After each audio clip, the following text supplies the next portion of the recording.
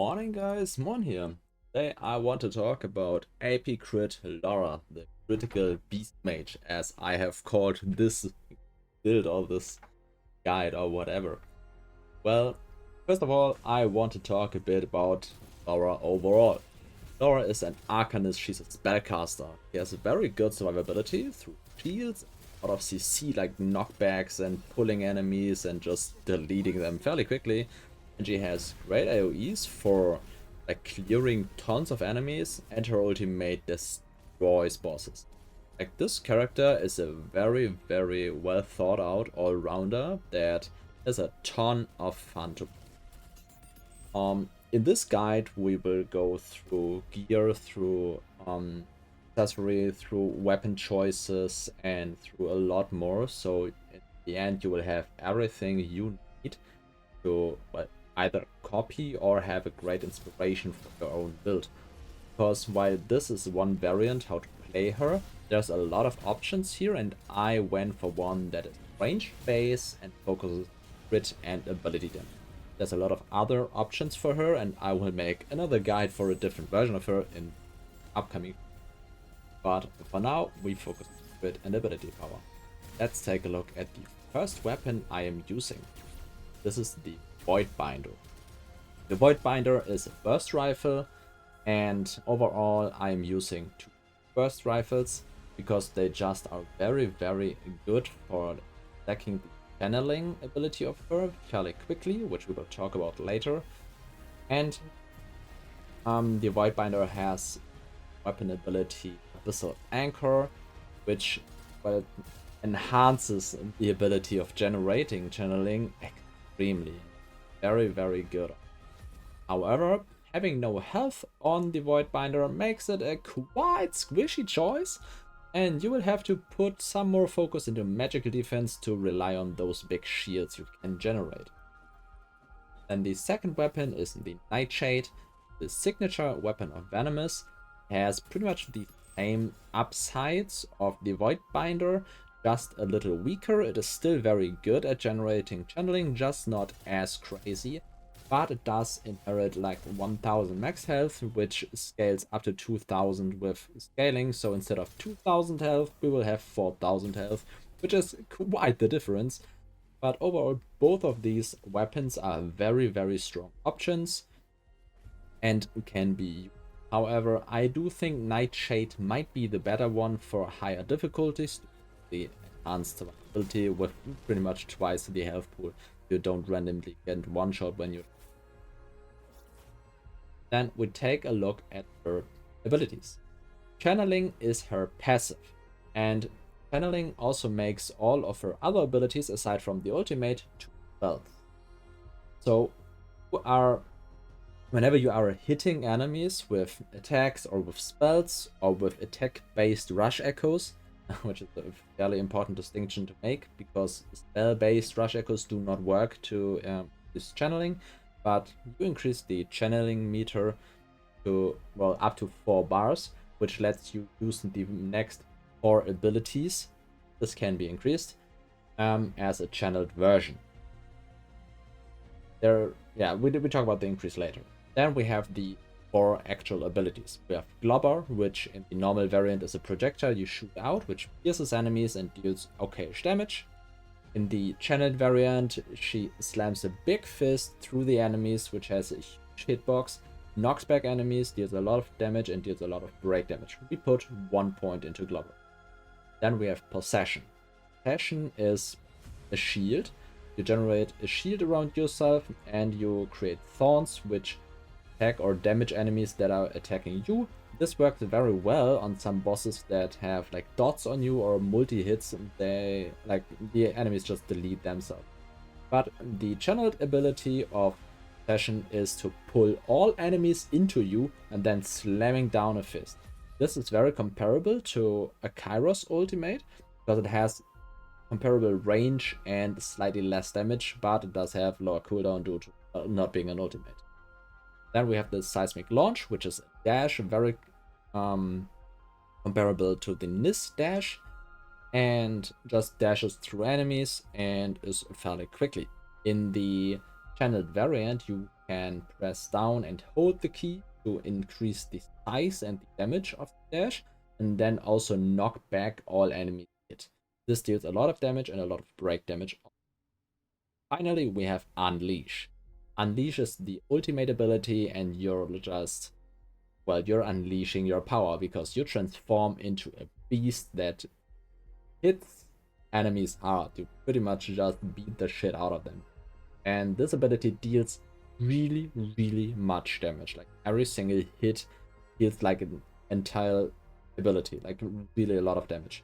However, you can only use the ultimate while being in the ultimate form, which lasts for 12 seconds, I believe, when we put 3 points into it. Also, we put 2 points into the seismic launch, but you see it at the left hand there. And the ultimate does also disable any interaction with the world. So you cannot open chests, you cannot jump over stuff, well, you cannot use mounts and stuff like that. So you are fairly locked into the ultimate while you're using it. But it is a very, very strong. You also cannot use heal potions or, well, dodge enemies well, but it does deal a lot of damage and gives a static health regulation. Also, due to 3 points in there, we are using Possession when we activate Unleash without using its cooldown. So when we go into the Unleash mode, we pull all enemies into us, gain a big shield, and deal a good burst of initial damage. Then we can start smashing. But let's take a look at the playstyle overall. Generally, you just try to keep your channeling up with weapon abilities, rush echoes, and just hitting enemies. But generally, when you run out of your channeling bar, you want to get it back up as quickly as possible. Either with hitting a group of enemies with a slam and a rush echo, or by using your ultimate, which puts you back into channeling mode when it ends, or generally just hitting enemies. With this build, you pretty much always are channeled. It might take a moment at the beginning of the dungeon, but as soon as once, you should be channeled pretty much all the time. Then we have playstyle in general. You want to go into groups, pull them together with Possession, then just smash them. Use Globber or Seismic Launch. Well, as fit, you will get into the playstyle fairly quickly. When enemies are a bit more spread, use Launch. When they are all packed, use Globber. Generally, it's a very, very intuitive. You should, however, only unleash the beast if there's really one big enemy. Because you, as I said, are unable to interact with the world. So you are very, very much locked in and just want to beat out one enemy and done with the enemy with the ultimate. For combos, there actually is not as much as one would expect. Like, you can do some cool combos actually, but there is not like the one specific combo that is really crazy. However, one cool trick you can do is buffering Globber or Seismic Launch during the cast time of Possession. This makes the overall animation quite a bit quicker, and you can use the final channel meter to use 2 spells, because the combo meter or the channel meter is consumed when the spell is finished, and when you're using Possession and then channel either Globber or Seismic Launch, you are using 2 spells at the same time, and full animation goes through, and then you are like, then 1 bar is getting removed. If it is not the last bar, 2 bars are getting removed as usual. However, you can, if you only have 1 bar left, use it to completely use it up. Very, very cool. Then let's take a look at Armour Sets. So generally you want to focus on AP and crit, and I have put some examples here. However, due to not all of the sets being available due to a drop bug currently, I don't know if there's better pieces, but generally you just want to focus on crit, some health, some ability power, and get those stats up. Mag defense also is. Then let's take a look at accessories. Accessories are extremely important, and the set I am using is Circle of the Avenus Caretaker set, which is made by the Circle of the Cycle, the Amulet of the Cycle, and Ring of the Cycle. This set gives ability power, crit rating, and max health as a bonus. However, if you want to use Voidbinder, you would want to use that does not increase maximum health, because on scaling a huge amount, you would probably want to use ability power, crit rating, and defense for bigger. But overall, there's a lot of sets available, and I just used Avernus Caretaker because it is very, very strong and is farmable at any given time, because it drops in all areas where you're using Flora mutators. I had more luck using 2 Flora mutators, but it should technically drop with 1 also. If you are using 2, you should get the set fairly quickly and can upgrade it whenever you reach a higher area. So it's a very, very nice set you can use from the get-go through the entire game. Very, very cool set, and scales up to level 40 for circuit, and the ring always be kept at 35 due to, well, we can't craft higher than 35. But that much of accessories. There's a lot of sets possible, and just play around with what you have. And if you're like, I don't know, just use the Avernus Caretakers. Very, very good. Then let's talk a bit about echoes. Echoes generally use what you have. There isn't really a great guide for this is the perfect setup, because it all depends on what echo slots you have available, and like the perfect echo setup would technically exist, but it doesn't really make sense to put here, because at the point where you have full purple perfect echoes, you don't guide. So generally try to focus on ability power, on crit.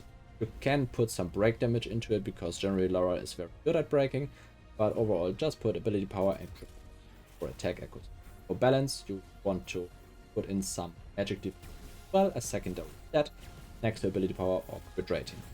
Also, health is usable too. There are some good crit rating health or ability power health echoes that are pretty useful. For the defense and cross echoes, you pretty much are looking for exactly the same. Ability power, max health, crit rating, some defense, more or less just that. Then for the rush echoes, here it gets a little bit more interesting. Just while there is a lot of options for damage, like Talon of Pyre, Legendary Wool, Astral Zephyr, Fallen Greedlord, Mythic, Teresa of the Silence, there's like a lot of good damage options, but the 2 that really stand out are Mythic, the Renegade, and Mythic Brel, Storm of Thorns. Both of these do work in the non-mythic variant, however, you always want them, right? So, why are these so good? Well, they enhance your channeling, and this is what the entire build is about. Because Mythic Renegades create rats on the ground which hit the enemy based on your weapon power, and as I talked about it, weapon power gives channeling. And this echo can, with a single slam into like 3 enemies more or less instantly, like 1 second or 2 seconds against some bosses, fill your channeling bar, and you can kickstart your entire run, because you go into the area, you see, oh, there's 3 enemies, jump attack, boom, channeled, full, instantly. It's really, really strong. Renegade is the single best echo on Lora. There's like no discussion. So broken. Then Brel, Thorn of Stones. Storm of Thorns, nicht Thorn of Storms, what the fuck? Is pretty good as well. When you're doing when you're using a hotspot reload and then shooting at enemies, it shoots a barrage of arrows, which also deal physical damage. It's 3 arrows, 3 additional hits. Well, we talked about it, it's more channeling. Very, very strong also. Then we have the Mythic Dread Legion, which pretty much is, well, your scaling ability power, you want 30% ability power. It's just very, very good. And just put the 4th slot whatever you like. I played a lot with Equilibrium just for the addition dodge and being a bit more lenient with stamina and just dodging around, because you don't really need the damage, but lately I have experimented with some of damage echoes and all of them are pretty good.